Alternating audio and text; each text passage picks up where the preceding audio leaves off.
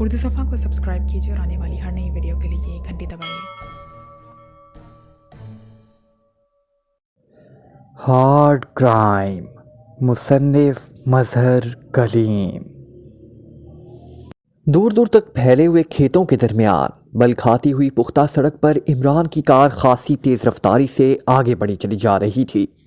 ये इलाका नूरपुर कहलाता था और दारुल हुकूमत से तकरीबन 200 किलोमीटर के फासले पर था। ये सड़क मेन रोड से निकलकर नूरपुर जाती थी और इमरान नूरपुर में रहने वाले एक रिटायर्ड साइंसदान डॉक्टर अमजद अली से मिलने जा रहा था। डॉक्टर अमजद अली का ताल्लुक सरदावर की लेबॉर्ट्री से रहा था, लेकिन गुज़िश्ता कई सालों से वो रिटायर्ड होकर अपने आबाई शहर नूरपुर में ही सेटल हो गए थे। उनकी औलाद दारुल हुकूमत में ही सेटल थी, लेकिन डॉक्टर अमजद अकेले ही नूरपुर में वाक़या अपने आबाई मकान में चंद मुलाजमों के साथ रहते थे। उनकी बेगम वफ़ात पा चुकी थी, इसलिए वहाँ सिर्फ मुलाजिम ही थे। डॉक्टर अमजद से इमरान के सरदावर के तवस से कई बार मुलाकात हो चुकी है। डॉक्टर अमजद खास से खुले दिल के आदमी थे और बूढ़े होने के बावजूद जिंदा दिल के मालिक थे, इसलिए इमरान से उनकी खूब बनती थी। आज सुबह डॉक्टर अमजद की फ़ोन कॉल आई और उन्होंने इमरान से कहा कि वो इंतहाई अहम मसले पर उससे बात करना चाहते हैं, इसलिए या तो वो खुद उसके फ्लैट पर आ जाते हैं या इमरान उनके पास आ जाए। और इमरान के पास चूंकि इन दिनों कोई काम नहीं था, इसलिए उसने खुद नूरपुर आने की हामी भर ली और फिर नाश्ते के बाद उसने कार निकाली और नूरपुर के लिए चल पड़ा। अब नूरपुर तकरीबन 6 मील के फासले पर रह गया था। गो इमरान ने फ़ोन पर डॉक्टर अमजद से इस अहम मसले के बारे में पूछने की कोशिश की थी, लेकिन डॉक्टर अमजद ने यह कहकर बात ख़त्म कर दी कि वो फ़ोन पर इस बारे में कुछ नहीं कहना चाहते। इसलिए इमरान कार चलाने और इर्द गिर्द की फ़िज़ा की खुशगवार असरात महसूस करता हुआ यही सोच रहा था कि आखिर डॉक्टर अमजद इसे किस अहम मसले पर बात करना चाहते हैं।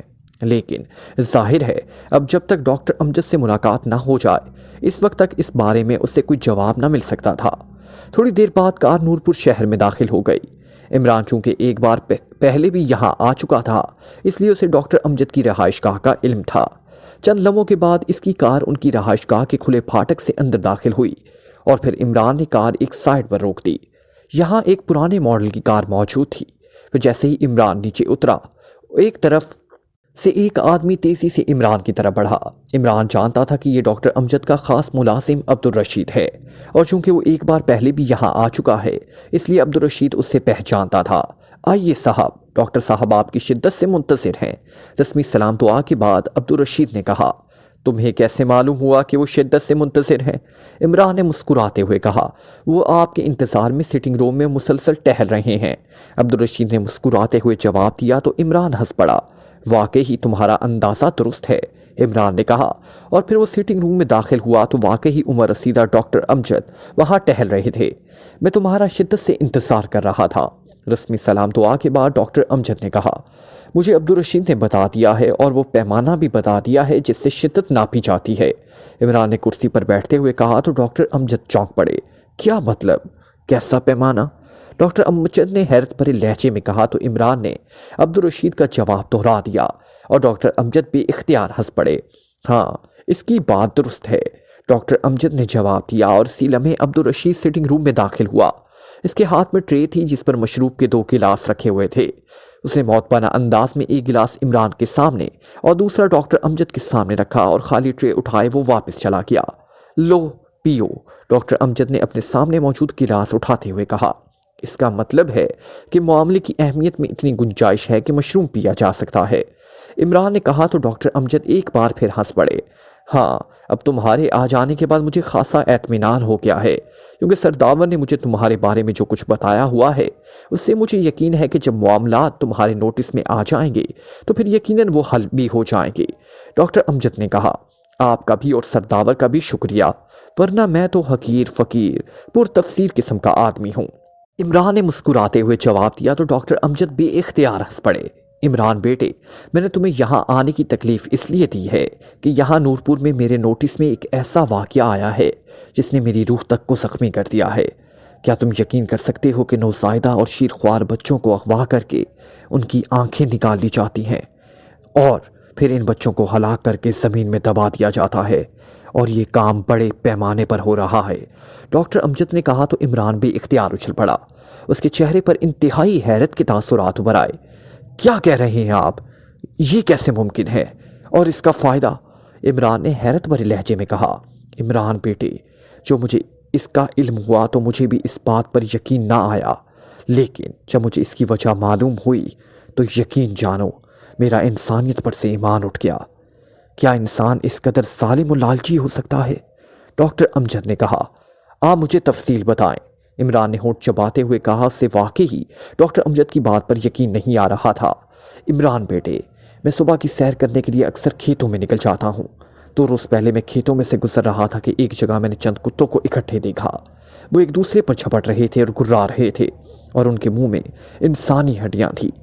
میں قریب جا کر دیکھا تو میں لرز اٹھا، کیونکہ کھیتوں کے درمیان ایک جگہ کتوں نے پنجے مار کر زمین کھو ڈالی تھی اور وہاں 10-12 بچوں کی لاشیں موجود تھیں جن کو بھنبوڑ رہے تھے۔ میں نے لاٹھی کی مدد سے کتوں کو بھگایا اور پھر اپنے موبائل فون پر، جو میں ایمرجنسی کے لیے ساتھ رکھتا ہوں، عبدالرشید کو یہاں سے رہائش گاہ پر فون کر کے وہاں پہنچنے کو کہا۔ اور پھر جب عبدالرشید وہاں پہنچا تو میں نے اسے دکھایا تو وہ بے حد پریشان ہوا۔ میں نے اس کے ذریعے تھانے میں اطلاع کرائی اور کچھ دیر بعد پولیس وہاں پہنچ گئی۔ انہوں نے لاشیں اپنے قبضے میں لے دی اور میں واپس آ گیا۔ اگر ایک بچے کی لاش ہوتی تو میں سمجھتا کہ شاید کسی عورت نے گناہ کر کے اس کا ثمر یہاں دبایا ہوگا، لیکن یہ کم از کم 10-12 بچوں کی لاشیں تھیں، اور ان میں سے جو لاشیں صحیح تھیں ان سب کی آنکھیں باقاعدہ نکالی گئی تھی۔ پہلے تو میں سمجھا کہ شاید کتوں نے یہ کام کیا ہوگا، لیکن آج عبدالرشید نے مجھے بتایا کہ پولیس نے ایک آدمی جس کا نام سجاول ہے کو گرفتار کیا ہے۔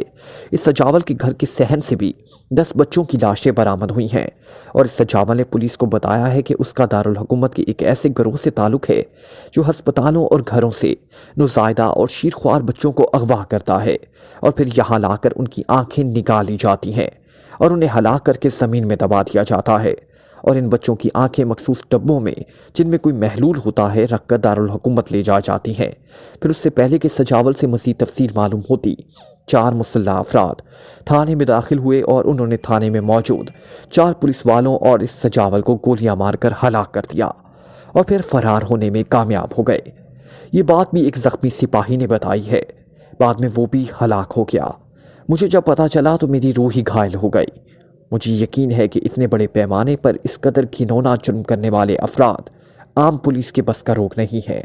میں نے سرتاور سے بات کی تو انہوں نے تمہارے بارے میں بتایا کہ تمہیں یہ اطلاع دے دی جائے تو تم ان سفاک اور خطرناک مجرموں کو پاتال سے بھی نکال لاؤ گے، اس لیے میں نے تمہیں فون کیا۔ ڈاکٹر امجد نے تفصیل بتاتے ہوئے کہا۔ اوہ ویری بیڈ، ایک بار پہلے بھی ایسے مجرموں سے میرا واسطہ پڑا تھا جو نوجوانوں کو اغوا کر کے ان کی آنکھوں کے کرنی نکال کر انہیں غیر ممالک میں فروخت کرتے تھے، لیکن وہ تو انتہائی محدود پیمانے پر کام ہوتا تھا۔ لیکن آپ تو بتا رہے ہیں کہ یہاں بڑے پیمانے پر یہ کام ہو رہا ہے، اور وہ بھی نوزائیدہ اور شیرخوار بچوں کا۔ یہ تو واقع ایسا جرم ہے جس کا تصور بھی نہیں کیا جا سکتا، عمران نے کہا۔ عمران بیٹے، یہ روح کو گھائل کر دینے والا جرم ہے، یہ بھیانک پن کی انتہا ہے، یہ زندگی سے بھی بڑھ کر بات کر رہے ہیں۔ تم اس سلسلے میں ضرور کام کرو۔ یہاں نورپور میں اگر ایک گھر میں ایسا کام ہو رہا ہے تو نہ جانے پورے ملک میں یہاں کیسا کام ہو رہا ہوگا، نہ جانے کتنے خاندانوں کو ان ظالموں نے تباہ کیا ہوگا، ڈاکٹر امجد نے کہا۔ آپ بے فکر رہیں ڈاکٹر صاحب، میں ان مجرموں کو واقعی پاتال سے بھی نکال لاؤں گا۔ آپ عبدالرشید کو بلائیں تاکہ میں اس سے تفصیل معلوم کر سکوں، عمران نے کہا۔ تو ڈاکٹر امجد نے میز پر رکھے ہوئے انٹرکام کا رسیور اٹھایا اور 2 نمبر پریس کر دیے۔ یس سر، دوسری طرف سے ایک معتبانہ آواز سنائی دی۔ عبدالرشید یہاں سٹنگ روم میں آ جاؤ، ڈاکٹر امجد نے کہا اور رسیور رکھ دیا۔ تھوڑی دیر بعد عبدالرشید سٹنگ روم میں داخل ہوا۔ یہاں بیٹھو عبدالرشید، اور مجھے بتاؤ کہ یہ سجاول کون تھا، کب سے یہاں رہتا تھا اور کیا کام کرتا تھا، اور پولیس نے اس کو کیسے پکڑا؟ عمران نے عبدالرشید سے مخاطب ہو کر کہا۔ جناب، سجاول کو میں اچھی طرح جانتا ہوں، وہ دارالحکومت کا رہنے والا تھا اور گزشتہ 2 سالوں سے یہاں اس کی رہائش تھی۔ نورپور کے شمال میں کھیتوں کے قریب ایک مکان اس نے باقاعدہ خرید رکھا تھا۔ اس کے پاس کار تھی اور وہ کار میں دارالحکومت آتا جاتا تھا۔ ایک ملازم اس کے ساتھ رہتا تھا اور بظاہر وہ کوئی کام نہیں کرتا تھا۔ اس کا کہنا تھا کہ وہ دارالحکومت میں کوئی بزنس کرتا ہے اور اس نے یہاں مکان آب و ہوا کی وجہ سے خریدا ہے، کیونکہ دارالحکومت کا ماحول آلودہ ہو چکا ہے۔ جہاں تک میں نے معلوم کیا ہے، پولیس کو اس کی مخبری اس کے ملازم نے کی اور پولیس کے سپاہیوں نے سجاول کے ساتھ اس کے ملازم کو بھی گرفتار کر لیا۔ پھر ملازم کے بارے میں بتایا گیا کہ اسے پولیس نے غائب کر دیا ہے، البتہ سجاول موجود تھا۔ پھر اچانک اجنبی افراد نے تھانے پر حملہ کر دیا اور سجاول بھی مارا گیا اور پولیس والے بھی۔ جو کچھ بتایا گیا یہ بھی ایک پولیس والے نے زخمی حالت میں بتایا تھا اور پھر وہ بھی ہلاک ہو گیا۔ البتہ بعد میں دارالحکومت سے جو پولیس آئی اس نے مزید تفتیش کی لیکن مزید کچھ معلوم نہ ہو سکا۔ عبدالرشید نے تفصیل بتاتے ہوئے کہا، سجاول کا سامان تو اس کے مکان میں موجود ہوگا۔ عمران نے کہا، او ہاں جناب موجود ہے۔ عبدالرشید نے کہا، کیا سجاول کا مکان کھلا ہوا ہے یا لاکڈ ہے؟ عمران نے پوچھا۔ پولیس نے اسے سیل کیا ہوا ہے۔ عبدالرشید نے کہا، کیا اس کے اندر جانے کا کوئی ذریعہ ہے؟ عمران نے کہا، نہیں جناب، اس کی 4 دیواری بہت اونچی ہے، پھلانگی نہیں جا سکتی۔ عبدالرشید نے کہا، ٹھیک ہے پھر پولیس سے بات کرنا پڑے گی، آؤ میرے ساتھ اور مجھے تھانے لے چلو۔ عمران نے کہا، میں بھی تمہارے ساتھ چلوں؟ ڈاکٹر امجد نے کہا، او نہیں، بلکہ آپ میرا مشورہ مانیں کہ جب تک یہ معاملہ پوری طرح ختم نہ ہو جائے آپ دارالحکومت میں رہیں، کیونکہ یہ سلسلہ آپ کی وجہ سے شروع ہوا ہے اور جیسے ہی انہیں آپ کے بارے میں معلوم ہوگا یہ سفاک مجرم آپ کو بھی انتقامی طور پر ہلاک کر دیں گے۔ عمران نے کہا، تم ٹھیک کہتے ہو، میں آج ہی دارالحکومت چلا جاؤں گا۔ ڈاکٹر امجد نے اسبات میں سر ہلاتے ہوئے کہا اور پھر عمران ان سے اجازت لے کر اور عبدالرشید کو ساتھ لے کر اپنی کار میں بیٹھا اور حویلی سے نکل کر باہر آ گیا۔ اور پھر تھوڑی دیر بعد وہ ایک چھوٹی سی عمارت کے سامنے پہنچ گیا جس کے باہر تھانے کا بورڈ موجود تھا۔ بس ٹھیک ہے، اب تم واپس جا سکتے ہو، عمران نے عبدالرشید سے مخاطب ہو کر کہا تو وہ سلام کر کے واپس چلا گیا اور عمران تھانے میں داخل ہو گیا۔ جی صاحب، ایک سپاہی نے آگے بڑھ کر اس سے پوچھا، میرا تعلق اسپیشل پولیس سے ہے، مجھے یہاں کام تھا، تم بتاؤ ایس ایچ او کون ہے؟ عمران نے کہا، اوہ جناب، ایس ایچ او سلطان خان ہے، آئیے میرے ساتھ۔ سپاہی نے کہا، وہ شاید باہر عمران کی کار دیکھ چکا تھا اور عمران کی شخصیت اور لباس کے ساتھ ساتھ اسپیشل پولیس کا حوالہ اس کے لیے کافی تھا۔ سپاہی عمران کو ساتھ لے کر ایک کمرے میں داخل ہوا تو یہاں کرسیوں پر 4-5 دیہاتی لوگ موجود تھے۔ ایک میز بھی وہاں موجود تھی جس کے پیچھے کرسی پر ایک لمبے قد اور بھاری جسم کا پولیس آفیسر یونیفارم میں بیٹھا ہوا تھا۔ اس کی بڑی بڑی مونچھیں تھیں، اس کا چہرہ خاصا سخت اور کرخت دکھائی دے رہا تھا۔ یہ دارالحکومت سے آئے ہیں جناب، ان کا کہنا ہے کہ ان کا تعلق اسپیشل پولیس سے ہے۔ سپاہی نے اندر داخل ہو کر ایس ایچ او سے کہا تو ایس ایچ او بے اختیار اٹھ کھڑے ہوئے۔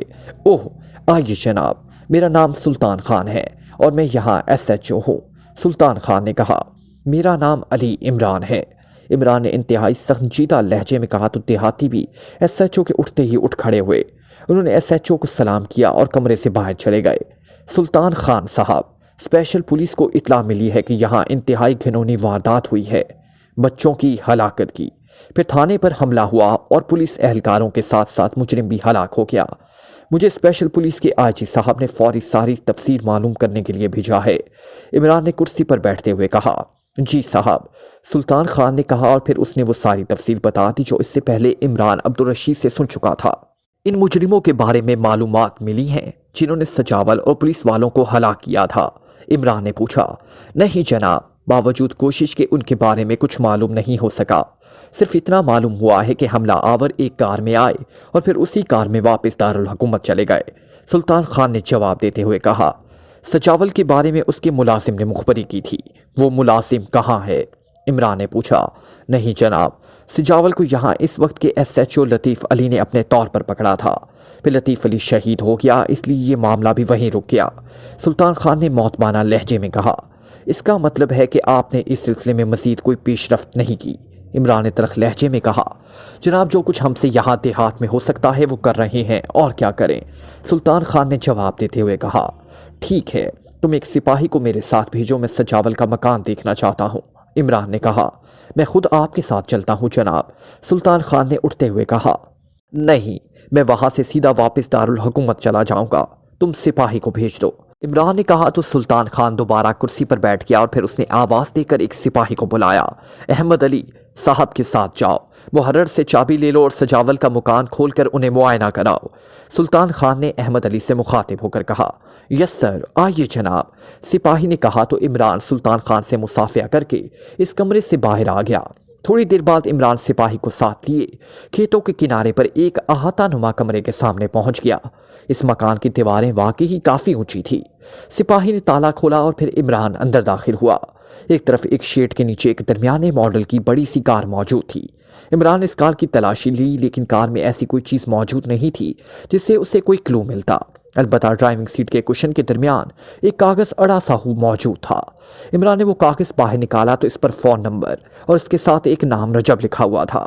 عمران نے کاغذ کو جیب میں ڈالا اور مکان کے 2 کمروں کی بھی اس نے پوری تفصیل سے تلاشی لی، لیکن وہاں سے بھی اسے کوئی چیز نہ ملی۔ البتہ ان میں سے کمرے کا فرش کھودا گیا تھا اور اس میں گہرے گڑھے پڑے نظر آ رہے تھے۔ یہ فرش کیوں کھودا گیا ہے؟ عمران نے احمد علی سے مخاطب ہو کر پوچھا۔ جناب، انہی گھڑوں سے نوزائیدہ بچوں کی لاشیں دستیاب ہوئی ہیں، احمد علی نے کہا۔ کتنی لاشیں ملی تھی؟ عمران نے ہونٹ چباتے ہوئے پوچھا۔ اس کے دل پر جیسا کھوسا سا لگا تھا۔ اس کے ذہن میں یہ سوچ کر ہی پہنچال آیا تھا کہ اتنی تعداد میں شیرخوار جیتے جاگتے بچوں کو ہلاک کیا جا رہا تھا، لیکن کسی کو کانو کان خبر نہ تھی۔ 25 لاشیں اور ان کے ٹکڑے برآمد ہوئے ہیں، احمد علی نے جواب دیتے ہوئے کہا۔ کیا یہ سارا کام اکیلا سجاول ہی کرتا رہا تھا؟ عمران نے پوچھا۔ مجھے تو معلوم نہیں جناب، مجھے تو یہاں آئے ہوئے صرف 2 دن ہوئے ہیں۔ مجھے بھی یہ باتیں تھانے میں موجود دوسرے سپاہیوں سے معلوم ہوئی، احمد علی نے جواب دیتے ہوئے کہا تو عمران نے بے اختیار ایک طویل سانس لیا اور واپس مڑ گیا۔ تھوڑی دیر بعد اس کی کار خاصی تیز رفتاری سے دارالحکومت کی طرف اڑی چلی جا رہی تھی، لیکن آتے وقت اس نے کار میں موجود ڈیک کو آن رکھا تھا، لیکن اب واپس جاتے وقت کار میں گہری خاموشی طاری تھی۔ عمران کا چہرہ قدرے بگڑا ہوا سا دکھائی دے رہا تھا۔ اس کے چہرے پر کھلنے والی مخصوص مسکراہٹ کا کہیں دور دور تک نام و نشان نہیں تھا۔ اس کی نظروں کے سامنے معصوم شیرخوار بچے کسی فلمی مناظر کی طرح بار بار آ رہے تھے، اور اس کے ساتھ ساتھ وہ ان کے والدین اور ان کے عزیز و اقارب کے بارے میں بھی سوچ رہا تھا، جن کے لختے جگر اس طرح ان سے جبرن چھین لیے گئے تھے۔ عمران کے ہونٹ بھیجے ہوئے تھے اور چہرے پر پتھریلی سنجیدگی نمایاں تھی۔ کمرے کا دروازہ کھلا تو کمرے میں صوفے پر نیم دراز ایک گنجے سر اور بھینسے جیسے جسم کے مالک آدمی نے چونک کر دروازے کی طرف دیکھا۔ اس کے ہاتھ میں شراب کی بوتل موجود تھی۔ وہ آدمی اپنے چہرے مہرے سے ہی کوئی گنڈا اور بدماش دکھائی دے رہا تھا۔ کمرے میں ایک لمبے قد لیکن چھریرے جسم کا آدمی داخل ہوا اور اس نے بڑے معتبانہ انداز میں اس گنجے سر والے آدمی کو سلام کیا۔ کیا ہوا ٹونی؟ اس گنجے سر والے آدمی نے گراتے ہوئے لہجے میں پوچھا۔ حکم کی تعمیل کر دی گئی ہے بادشاہ، آنے والے نے سر جھکاتے ہوئے انتہائی معتبانہ لہجے میں کہا۔ کیا ہوا؟ پوری تفصیل بتاؤ، بادشاہ نے ہاتھ میں پکڑی ہوئی شراب کی بوتل منہ سے لگاتے ہوئے کہا۔ میں اپنے ساتھیوں سمیت نورپور پہنچا۔ ہم براہ راست تھانے میں داخل ہوئے اور پھر ہم نے وہاں موجود ہر شخص کو گولیوں سے اڑا دیا۔ ان میں سجاول بھی شامل تھا، پولیس والے بھی، اور جتنے اور لوگ تھے سب ہلاک ہو گئے۔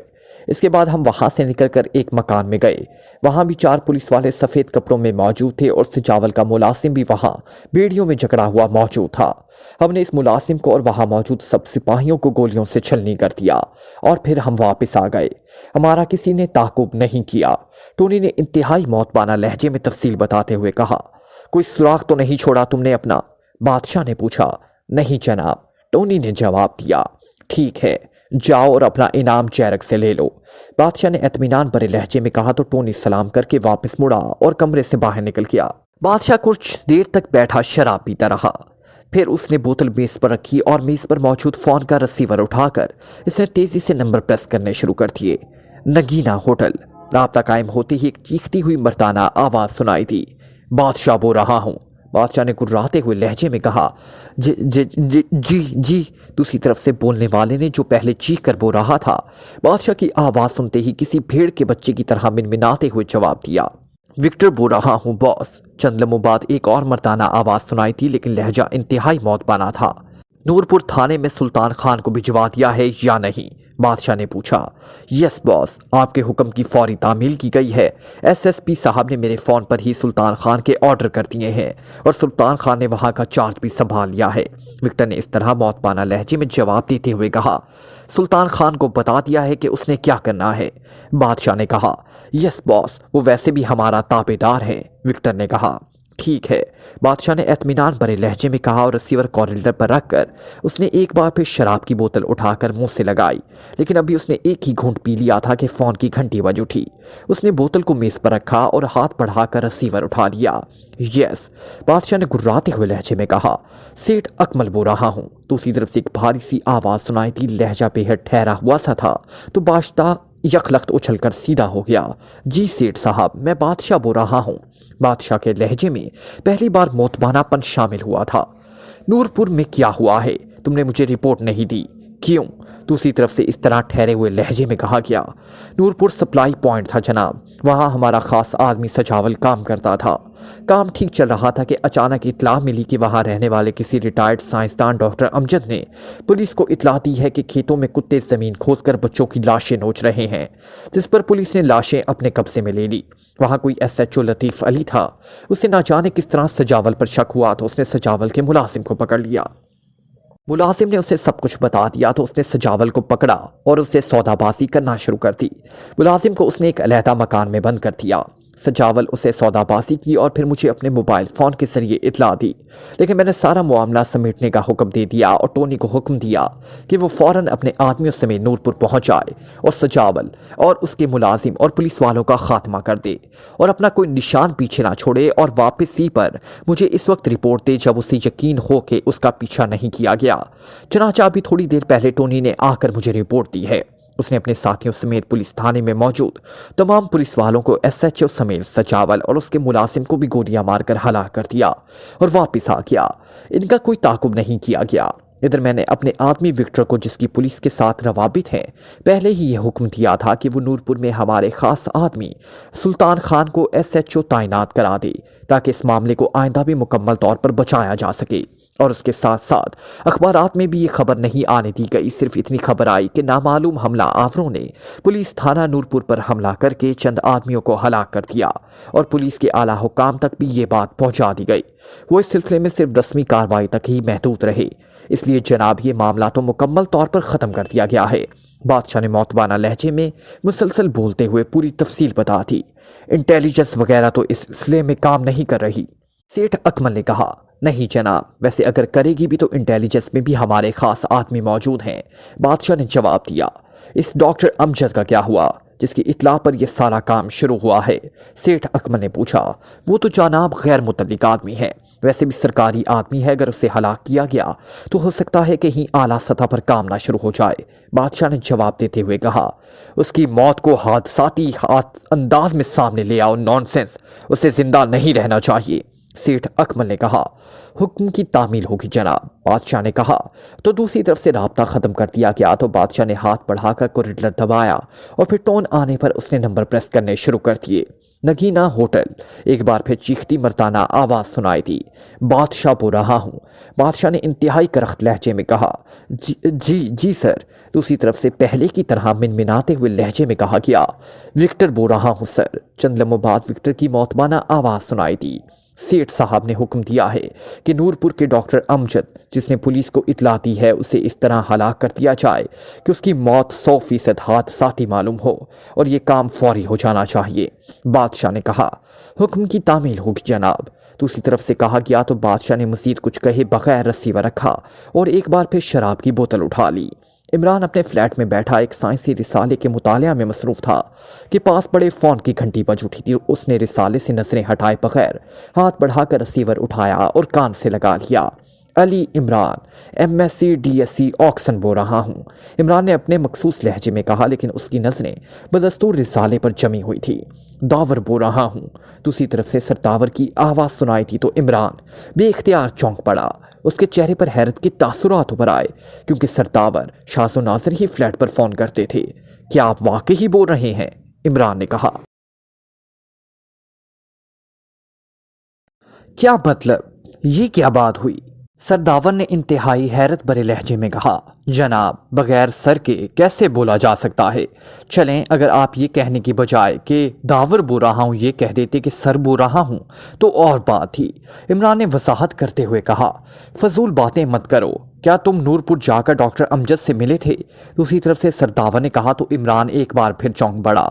جی ہاں، کیوں؟ عمران نے پوچھا۔ ڈاکٹر امجد آج روڈ ایکسیڈنٹ میں ہلاک ہو گئے ہیں۔ وہ نورپور سے دارالحکومت آ رہے تھے کہ ان کی کار پوری رفتار سے ایک درخت سے ٹکرا گئی اور وہ موقع پر ہی ہلاک ہو گئے، سرداور نے کہا۔ آپ کو کس نے اطلاع دی ہے؟ عمران نے ہونٹ چباتے ہوئے کہا۔ ڈاکٹر امجد کے بیٹے نے، سرداور نے کہا۔ کیا یہ واقعی روڈ ایکسیڈنٹ تھا؟ عمران نے پوچھا۔ مجھے ڈاکٹر امجد نے جو تفصیل بتائی تھی اور جو تصاویر میں نے دیکھی تھی، تمہارا ریفرنس بھی دیا گیا تھا، وہ میرے ذہن میں موجود تھا، اس لیے میں نے بھی ان کے بیٹے سے یہی سوال کیا تو اس نے بتایا کہ یہ واقعی روڈ ایکسیڈنٹ تھا۔ سڑک پر موبل آؤل گرا ہوا تھا جس کی وجہ سے تیز رفتار کار سلپ ہو کر درخت سے جا ٹکرائی، سرداور نے کہا۔ ओह, फिर तो वाकई अफसोस किया जा सकता है। इमरान ने एक तवील सांस लेते हुए दुख भरे लहजे में कहा। जिस मसले पर डॉक्टर अमजद ने तुमसे बात की थी, इस बारे में तुमने कुछ किया है या नहीं? सरदावा ने पूछा। मेरे आदमी इस पर मुसलसल काम कर रहे हैं, लेकिन अभी तक कोई आदमी सामने नहीं आया, इसलिए खामोशी है। बहरहाल मैं इन सफाक तरीन मुजरिमों को पाताल से भी निकाल लाऊंगा, इमरान ने कहा। ओह ठीक है। मुझे जब डॉक्टर अमजद ने तफसील बताई तो मेरे रोंगटे खड़े हो गए थे। यकीन करो, आज इस बात को 4-5 रोज़ गुजर चुके हैं, लेकिन मुझसे अभी तक खाना नहीं खाया जा रहा।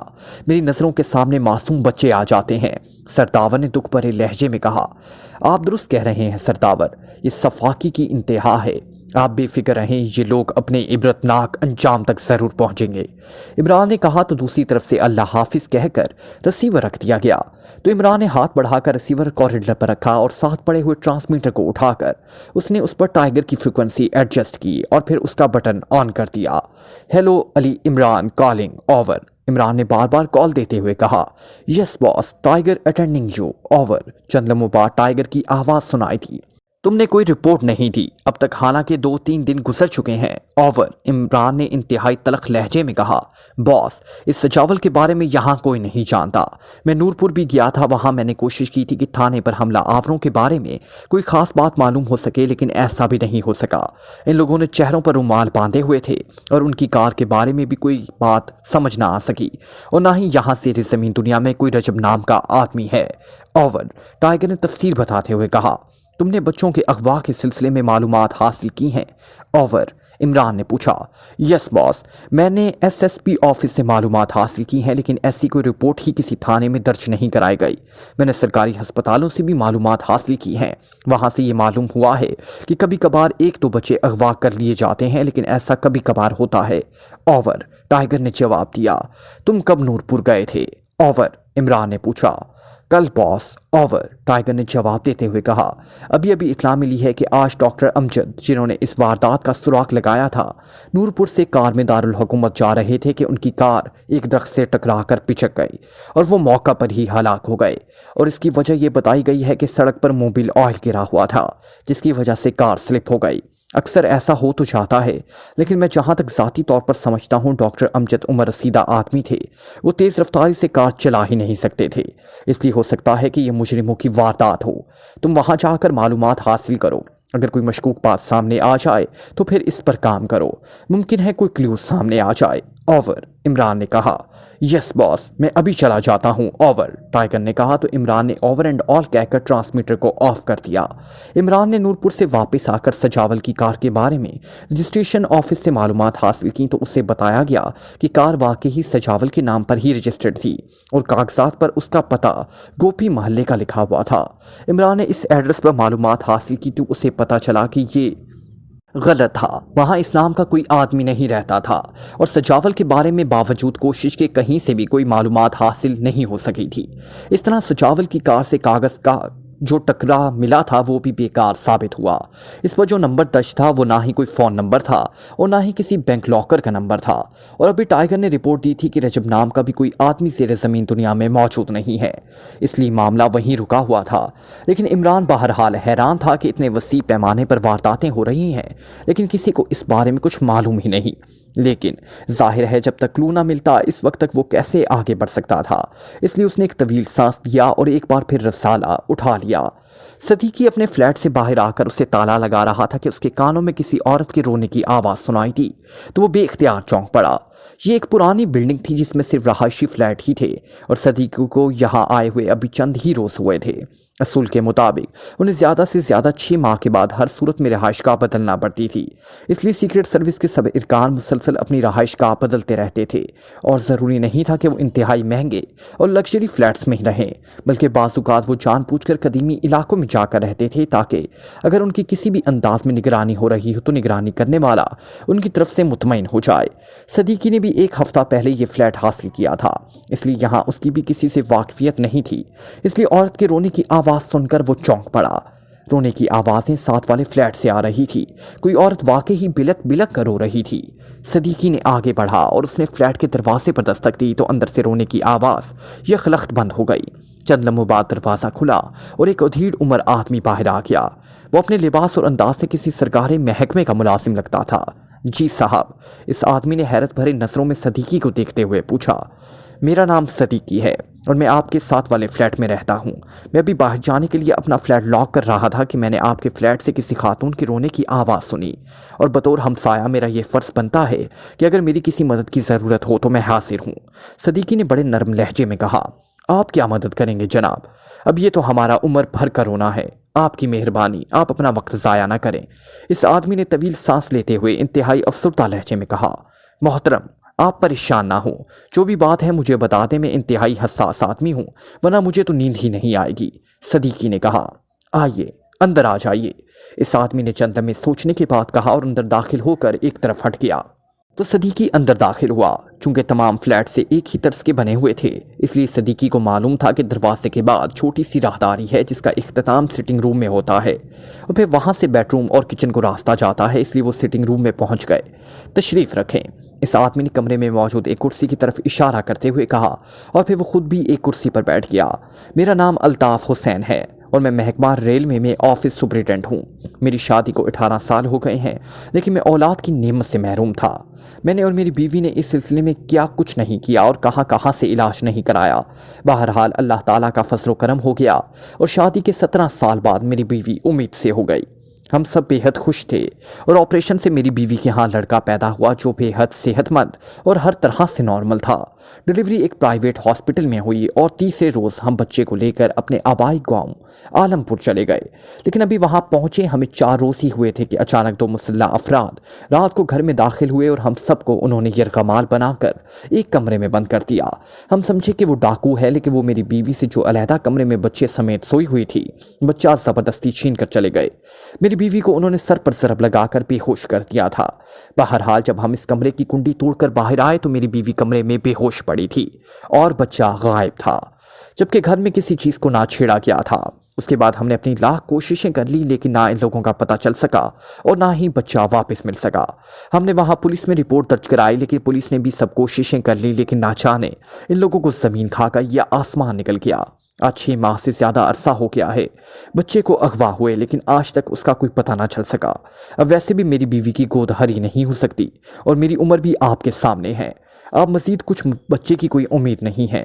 बस मेरी बीवी का काम अब सिर्फ रोना रह गया है। वो बैठे बैठे अक्सर बिलक बिलक कर रोना शुरू कर देती हैं। आप बताएं कि मैं क्या कर।